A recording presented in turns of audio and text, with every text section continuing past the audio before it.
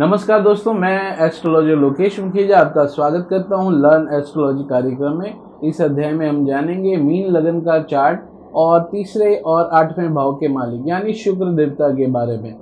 और यहाँ पर शुक्र देवता जो हैं इस लगन चार्ट के अंदर मारक की पदवी लेकर बैठे हैं, क्योंकि दोनों ही भाव गलत मिले हैं और लगन के एंटी पार्टी हैं, इसीलिए यहाँ पर जो मारक की पदवी इनको प्राप्त है। तीसरे भाव में जो इनकी दूसरी राशि यानी वृष राशि और आठवें भाव में सातवीं राशि यानी तुला राशि, इस कारण से ये मारक की पदवी लेकर बैठे हैं इस लगन चार्ट के अंदर। तो आइए शुरू करते हैं। चार्ट के माध्यम से हम जानते हैं अगर हमारे शुक्र देवता लगन के अंदर ही पड़े हों तो व्यक्ति को बहुत मेहनत स्ट्रगल, हालांकि यहाँ पर शुक्र देवता उच्च के हो जाते हैं। उच्च के होने के बाद में मेहनत उठाकर सर पे ले ली व्यक्ति ने। साथ ही में व्यक्ति ने जो अपने ससुराल पक्ष है, ससुराल पक्ष से जुड़ी हुई चीज़ें, सुख सुविधाओं से जुड़ी हुई चीज़ें, वो भी उठाकर सर पर ले ली।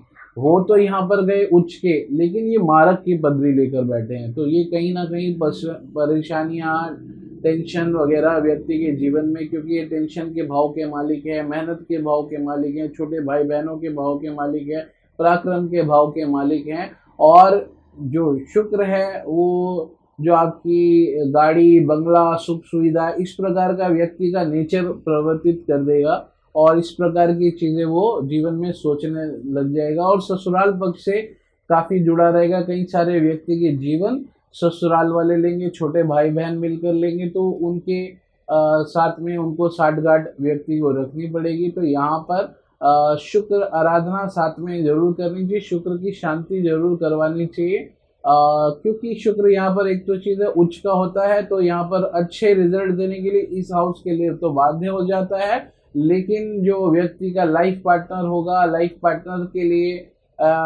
थोड़ा सा कॉम्प्लिकेशन रहेगा। यहाँ पर व्यक्ति के सुख सुविधा का इच्छुक रहेगा व्यक्ति को हर समय, जो कि देवगुरु बृहस्पति का नेचर नहीं है, ये शुक्र का नेचर है। तो शुक्र के जो आचार हैं, विचार हैं, या फिर अगर अल्कोहल के अंदर, तो इन सारी चीज़ों के अंदर व्यक्ति जीवन के अंदर जा सकता है। और शुक्र गाड़ी, मकान, दुकान, इन सब के वजह से कलह कलेश का भी मालिक है।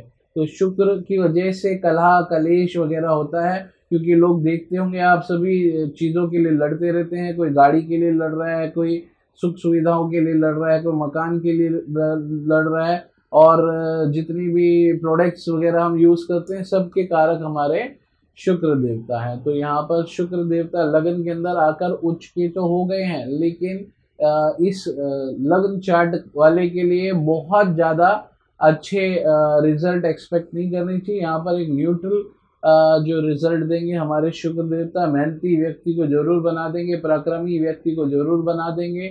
छोटे भाई बहन की लायबिलिटी कुछ रहेगी व्यक्ति के जीवन के अंदर, छोटी छोटी यात्राएं लगी रहेंगी व्यक्ति के जीवन के अंदर। ससुराल पक्ष से कुछ मेहनत की चीज़ें हो सकती है, ससुराल पक्ष से के अंदर मेहनत हो सकती है, हायर सीक्रेट नॉलेज के अंदर व्यक्ति जा सकता है, टेंशन में, डीप डिप्रेशन में, ये सारी चीज़ें भी हो सकती है। लेकिन ये सारी चीज़ें एक स्टेज पर जाकर व्यक्ति को कुछ अच्छे तरीके के लाभ देगी, इसको कहते हैं उच्च का हो जाना। तो ये देवगुरु बृहस्पति का लगन चार्ट है, प्राइम मिनिस्टर है देवगुरु बृहस्पति, और यहाँ पर अगर शुक्र आ जाता है तो यहाँ पर शुक्र अपने हिसाब से चलाने की कोशिश करेगा, यानी ससुराल पर छोटे भाई बहन और कुछ छोटे छोटे काम, छोटी छोटी मेहनतें, तो बहुत जल्दी रिजल्ट व्यक्ति के जीवन में नहीं आएंगे। तो यहाँ पर शुक्र की आराधना, महालक्ष्मी की आराधना, माता लक्ष्मी की भी व्यक्ति को आराधना करनी चाहिए, क्योंकि शुक्र जो है माँ लक्ष्मी के उपासक हैं। इस कारण से माँ लक्ष्मी की अगर व्यक्ति उपासना करेगा विष्णु भगवान के साथ में, तो उसको कई सारे लाभ होंगे जीवन में। आइए अब हम दूसरे हाउस के बारे में बात करते हैं। दूसरा हाउस और पहली राशि, प्रथम राशि, यहाँ पर अगर हमारे शुक्र देवता आएंगे, अगर यहाँ शुक्र देवता आएंगे तो यहाँ पर हमारे शुक्र देवता व्यक्ति के परिवार के अंदर मेहनत बढ़ जाएगी, व्यक्ति का परिवार मेहनती होगा, व्यक्ति के परिवार में कई सारी चीज़ें होंगी, बगैर मेहनत के व्यक्ति के परिवार में कुछ भी इवेंट सफल नहीं होंगे। और व्यक्ति जो होगा उसके जो छोटे भाई बहनों की लायबिलिटी परिवार को देखनी पड़ेगी, परिवार उठाता होगा, छोटी छोटी यात्राएं परिवार की बनी रहेंगी, कई सारे ससुराल के काम भी परिवार के जिम्मे आ सकते हैं, और टेंशन डिप्रेशन वगैरह भी यहाँ पर आ सकती है। तो यहाँ पर भी जो हमारे शुक्र देवता हैं उनकी आराधना करनी चाहिए, शांति करनी चाहिए, माँ लक्ष्मी की उपासना करनी चाहिए पूरे परिवार को मिलकर। तो दरिद्रता भी खत्म होगी और साथ में अच्छे भाग्य भी खुलेंगे व्यक्ति के। आइए अब हम बात करते हैं अगले हाउस के बारे में, जो कि शुक्र देवता का हाउस है, तीसरा हाउस और दूसरी राशि यानी वृष राशि। तो यहाँ पर अगर शुक्र देवता आएंगे तो यहाँ शुक्र देवता आने के बाद में छोटे भाई बहनों की लायबिलिटी तो रहेगी, पराक्रम ही रहेगा, कई सारे डिसीजन होंगे, लेकिन वो सब छोटे छोटे लाभ देंगे, लाभ जरूर देंगे क्योंकि यहाँ पर शुक्र देवता का घर है, लेकिन मेहनत व्यक्ति की बहुत ज़्यादा बढ़ा देंगे। और मेहनत कोई भी नहीं चाहता आजकल के जीवन में अननेसेसरी करना, अननेसेसरी मेहनत करेंगे तब जाकर लाभ आएंगे कि कई ज़्यादा एफर्ट के बाद व्यक्ति को जीवन में लाभ की प्राप्ति होगी। तो यहाँ पर स्ट्रगल काफ़ी देखने को मिलेगा व्यक्ति को। और यहाँ पर हमारे जो शुक्र देवता हैं उनकी आराधना के साथ माँ लक्ष्मी की भी उपासना करनी चाहिए ताकि मेहनत कम हो और रिजल्ट जल्दी मिले और अच्छे रिजल्ट मिले। तो यहाँ पर शुक्र देवता की आराधना जरूर करवाएं। आइए अब हम बात करते हैं अगले हाउस के बारे में। अगला हाउस जो है हमारा वो है चौथा हाउस और तीसरी राशि। यहाँ पर शुक्र देवता थोड़े से ज़्यादा अच्छे रिजल्ट देंगे क्योंकि पहली चीज़ यहाँ पर शुक्र देवता दिशा बली हो जाते हैं। दिशा बली होने के कारण थोड़ी मेहनत और बढ़ेगी जीवन के अंदर, लेकिन उस मेहनत के कारण सुख सुविधा, गाड़ी मंगला, मकान, दुकान जरूर व्यक्ति जीवन में बना लेगा। तो मेहनत के बाद अगर कुछ अचीवमेंट व्यक्ति को जीवन में मिलते हैं तो वो भी एक कारगर लाइफ कही जाती है। इसलिए तो यहाँ पर माता के साथ में जुड़ा हुआ माता के लिए मेहनत, माता को स्ट्रगल देखना पड़ेगा, ये सारी चीज़ें यहाँ पर होंगी। माता ने काफ़ी लाइफ में स्ट्रगल किया होगा, माँ को स्ट्रगल उठाना पड़ा होगा उसके बाद संतान को कहीं एक स्टेज पर पहुँचाने के लिए। तो ये सारी चीज़ें व्यक्ति के जीवन में, लेकिन व्यक्ति के जीवन में हार्डवर्क मेहनत के बाद में सुख सुविधा, गाड़ी मकान दुकान हर एक चीज़ व्यक्ति जीवन में बना लेगा। और इस हाउस के रिगार्डिंगली थोड़ा सा बेहतर रिजल्ट देंगे हमारे शुक्र देवता। और साथ में जो प्रोफेशन हाउस पर डालेंगे दृष्टि तो प्रोफेशन हाउस के रिगार्डिंगली भी यहाँ से पॉजिटिव रिजल्ट देंगे। आइए अब हम बात करते हैं अगले हाउस के बारे में। अगला हाउस जो हमारा पांचवा हाउस है और चौथी राशि है। यहाँ अगर हमारे शुक्र देवता आए तो यहाँ पर हमारे शुक्र देवता संतान के लिए मेहनत बढ़ा देंगे। टेंशन कुछ ना कुछ संतान को होगी, कभी डिप्रेशन में भी जा सकती है संतान।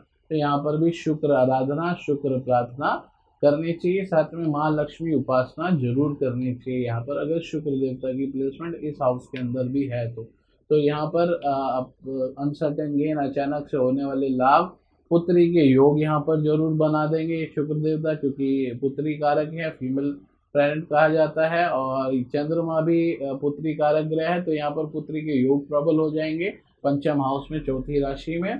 तो यहाँ पर इस तरह के योग बना देंगे, अनसर्टेन गेन, लाभ वगैरह यहाँ पर कहीं ना कहीं प्रॉफिट कुछ ना कुछ कराएंगे, लेकिन उसके अंदर भी स्ट्रगल और मेहनत व्यक्ति को जीवन में लगी रहेगी। आइए अब हम बात करते हैं अगले हाउस के बारे में, जो कि हमारा छठा हाउस और पांचवी राशि है। यहाँ अगर शुक्र देवता आए तो यहाँ पर शुक्र देवता आने के बाद में व्यक्ति को नौकरी के अंदर काफ़ी स्ट्रगल करना पड़ेगा, नौकरी में बहुत मेहनत करनी पड़ेगी, टेंशन डिप्रेशन हर समय नौकरी की वजह से बना रहेगा, विदेश यात्राओं की वजह से व्यक्ति के जीवन में टेंशन हो सकता है, कर्जों की वजह से टेंशन हो सकता है। साथ ही में यहाँ पर जो व्यक्ति है और उसके जो कोर्ट केस या लिटिगेशन वगैरह के अंदर व्यक्ति आता है तो उसमें भी बाहर निकलने के लिए बहुत स्ट्रगल और लंबा समय व्यक्ति का लग सकता है। लंबी बीमारी के भी यहाँ पर योग बन सकते हैं। तो यहाँ पर लोअर बॉडी के अंदर भी इश्यूज वगैरह हो सकते हैं, एक्सीडेंट का भी चांसेस होता है।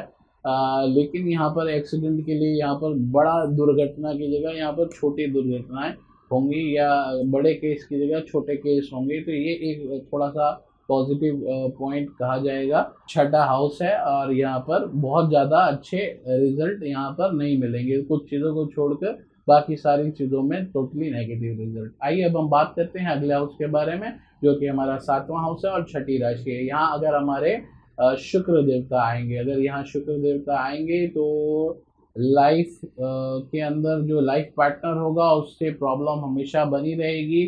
डिवोर्स के भी चांसेस आ सकते हैं, मैरिज अनस्टेबल हो सकती है, पार्टनरशिप जो होगी व्यक्ति की वो कहीं ना कहीं खड्डे में जाएगी, कहीं ना कहीं पार्टनरशिप सक्सेसफुल होंगी नहीं। कई सारी मेहनत करने के बाद भी व्यक्ति के जीवन में पार्टनरशिप्स जो होंगी वो अच्छी नहीं पाई जाएंगी, कहीं ना कहीं प्रॉब्लम होगी। डेली वेजेस की जो अगर व्यक्ति इनकम जीवन में हासिल करना चाहता होगा तो डेली वेजेस के अंदर भी व्यक्ति को प्रॉब्लम जरूर आएगी, क्योंकि यहाँ पर हमारे शुक्र देवता 12वीं राशि में उच्च के और छठी राशि में नीच के, तो यहाँ पर शुक्र देवता नीच के हो जाते हैं। तो टोटली इस हाउस के रिगार्डिंगली नेगेटिव रिजल्ट, और हो सकता है व्यक्ति को कभी जीवन में लोअर बॉडी के अंदर प्रॉब्लम भी आ जाए। तो यहाँ पर शुक्र शांति जरूर करवानी चाहिए जीवन के अंदर, और जितना हो सके माँ लक्ष्मी की उपासना करें, शुक्र शांति करें, जिससे कि मैरिज लाइफ वगैरह कुछ हद तक स्टेबल हो पाए। आइए अब हम बात करते हैं अगले हाउस के बारे में। अगला हाउस जो है हमारा 8वां हाउस है और 7वीं राशि शुक्र देवता। यहाँ पर शुक्र देवता विपरीत राजयोग की कंडीशन बनाते हैं, क्योंकि ये शुक्र देवता की ही राशि है। लेकिन विपरीत राजयोग के अंदर भी बहुत ज्यादा व्यक्ति को लाभ एक्सपेक्टिंग नहीं करने चाहिए। विपरीत राजयोग के अंदर भी बहुत स्ट्रगल और बहुत मेहनत के बाद में कुछ एक छोटा सा समय आएगा व्यक्ति के जीवन के अंदर, जहाँ पर हमारे शुक्र देवता विपरीत राजयोग की कंडीशन में और कुछ हद तक कुछ समय के लिए अच्छे लाभ पहुंचा सकते हैं। तो यहाँ पर विपरीत राजयोग, साथ में ससुराल पक्ष जो होगा वो थोड़ा सा स्ट्रांग होगा। ससुराल पक्ष से सपोर्ट भी व्यक्ति को मिलती रहेगी। ससुराल पक्ष अच्छा होने के कारण व्यक्ति को कई सारी उपलब्धियां या सपोर्ट व्यक्ति को मिलेगी। छोटे भाई बहनों की भी यहाँ पर सपोर्ट मिलेगी। तो अगर छोटे भाई बहनों को कभी कोई लाइफ में प्रॉब्लम आती है तो महामृत्युंजय के जाप जरूर करवाएं। और यहाँ पर भी शुक्र उपासना करते ही रहना चाहिए। आइए अब हम बात करते हैं अगले हाउस के बारे में। अगला हाउस जो है वो हमारा 9वां हाउस है और 8वीं राशि है। यहाँ अगर हमारे शुक्र देवता आए तो पिता के लिए हार्डवर्क, मेहनत, परिश्रम बढ़ जाएगा। लंबी दूरी की यात्रा व्यक्ति की होंगी, लेकिन उस वो भी स्ट्रगल बिना व्यक्ति के जीवन में लंबी दूरी की यात्राएं नहीं आएंगी। कुछ टेंशन, डिप्रेशन पढ़ाई को लेकर भी हो सकता है। पढ़ाई के अंदर भी हडल्स वगैरह आ सकते हैं और पढ़ाई के लिए भी व्यक्ति डिप्रेशन में जा सकता है। तो इस तरह की चीज़ें होंगी अगर शुक्र देवता इस हाउस के अंदर आए। तो यहाँ पर भी शुक्र शांति जरूर करवानी चाहिए। और लेकिन जो पिता होगा वो काफ़ी मेहनती होगा और उसको मेहनत करके कई सारे अचीवमेंट मिलेंगे लाइफ के अंदर। तो ये सारी चीज़ें, और अगर कभी पिता की हेल्थ में प्रॉब्लम आए तो महामृत्युंजय के जाप जरूर करवाएं। आइए अब हम अगले हाउस के बारे में जानते हैं। अगला हाउस जो है हाउस ऑफ प्रोफेशन, 10वां हाउस है और 10वें हाउस में 9वीं राशि है। यहाँ अगर हमारे शुक्र देवता आए तो यहाँ पर हमारे शुक्र देवता अच्छे रिजल्ट देंगे। बिजनेस के अंदर व्यक्ति मेहनती होगा और कहीं ना कहीं व्यक्ति जो होगा ससुराल पक्ष से जुड़ा यहाँ पर भी रहेगा। ससुराल पक्ष की इन्वॉल्वमेंट वगैरह बिजनेस के अंदर हो सकती है जीवन में। और साथ ही में छोटे भाई बहन जो होंगे बिजनेस में इंटरेस्ट लेने वाले होंगे। छोटी छोटी यात्राएं बिजनेस के अंदर होंगी और वो कुछ हद तक सफल भी रहेंगी व्यक्ति के जीवन में। तो यहाँ पर एक न्यूट्रल का रिजल्ट देंगे हमारे शुक्र देवता। आइए अब हम बात करते हैं अगले हाउस के बारे में। अगला हाउस जो है हमारा 11वां हाउस है और 10वीं राशि है। यहाँ पर भी हमारे शुक्र देवता अच्छे रिजल्ट देंगे। बड़े भाई बहनों को कुछ स्ट्रगल उठाना पड़ सकता है। व्यक्ति को अपनी इच्छाएं पूरी करने के लिए स्ट्रगल उठाना पड़ सकता है। स्ट्रगल अपने सपने पूरे करने के लिए स्ट्रगल उठाना पड़ सकता है, लेकिन वो मेहनत के द्वारा अचीव जरूर होंगे। वो कहीं कुछ टेंशन, डिप्रेशन के बाद में कहीं जाके एक स्टेबल लाइफ जरूर मिलेगी। पुत्र या पुत्री जो भी होगा उससे सपोर्ट जरूर मिलेगी जीवन में। यहाँ पर अगर शुक्र देवता आए तो ये सारे काम सिद्ध करवाएंगे। आइए अब हम बात करते हैं अगले हाउस के बारे में। अगला हाउस जो है हमारा 12वां हाउस है और 11वीं राशि है। यहाँ अगर हमारे शुक्र देवता आए तो वो कभी भी अच्छे रिजल्ट नहीं देंगे, क्योंकि भाव 12वां है तो ये भाव गलत है। यहाँ पर व्यक्ति को टेंशन, डिप्रेशन, विदेश यात्रा के कुछ मेहनत द्वारा चीज़ें सफल करवाएंगे, लेकिन ये व्यक्ति को टेंशन, डिप्रेशन हमेशा कहीं ना कहीं लगा रहेगा, सेटल होने के लिए लगा रहेगा। और यहाँ पर भी शुक्र उपासना और आराधना जरूर करवानी चाहिए, जिससे कि शुक्र थोड़ा सा बेहतर हो पाए यहाँ पर। और मित्रों का भी व्यक्ति को सपोर्ट मिलेगा, अगर यहाँ पर शुक्र देवता आएंगे सपोर्ट मिलेगा, लेकिन स्ट्रगल जरूर देखना पड़ेगा यहाँ पर भी शुक्र देवता। तो ये आपने जान लिया होगा, इन सारे भावों के अंदर बहुत ज़्यादा पॉजिटिव उच्च का होने के बाद भी कुछ हद तक, क्योंकि शुक्र जो है वो चीज़ों के पीछे भगाता है। ये गाड़ी है तो अब ये गाड़ी छोड़ दो, ये गाड़ी मेरी पर्सनैलिटी को सूट नहीं करती, दूसरी गाड़ी लेते हैं। ये मोबाइल मेरी पर्सनैलिटी को सूट नहीं करता, दूसरा मोबाइल लेते हैं। ये चीज़ मुझे अच्छी नहीं लगती, दूसरी लेते हैं। ये कपड़े आज मुझे थोड़े से अच्छे नहीं लग रहे, नए कपड़े लेते हैं। तो चीज़ों के ऊपर इन्वेस्टमेंट करवाते हैं, चीज़ों के ऊपर खर्चा करवाते हैं उस कारण से। और जो देवगुरु बृहस्पति हैं और हमारे शुक्र देवता, देवगुरु बृहस्पति चीज़ों को जमा करवाते हैं, धन को जमा करवाते हैं, परिवार को संगठित करते हैं और ये चीज़ों के ऊपर खर्चा करते हैं। तो इस पूरे लग्न चार्ट के अंदर यहाँ पर शुक्र देवता का बहुत ज़्यादा कहीं पर भी पॉजिटिव रिजल्ट नहीं आने वाला। एक लगन को छोड़कर लगन के अंदर कुछ हद तक पॉजिटिव रिजल्ट देगा स्वयं के हाउस को लेकर, और एक या दो जगह जहाँ मित्रों के हाउस हैं बस उनको छोड़कर कहीं पर भी हमारे शुक्र देवता इस पूरे लगन चार्ट के अंदर बहुत ज़्यादा अच्छे रिजल्ट नहीं देते। तो आशा है आपको समझ आ गया होगा। ये शुक्र देवता जो कि हमारे तीसरे और आठवें भाव के मालिक हैं, और मीन लगन का चार्ट। तो आज के इस चैप्टर के लिए इतना ही। नमस्कार।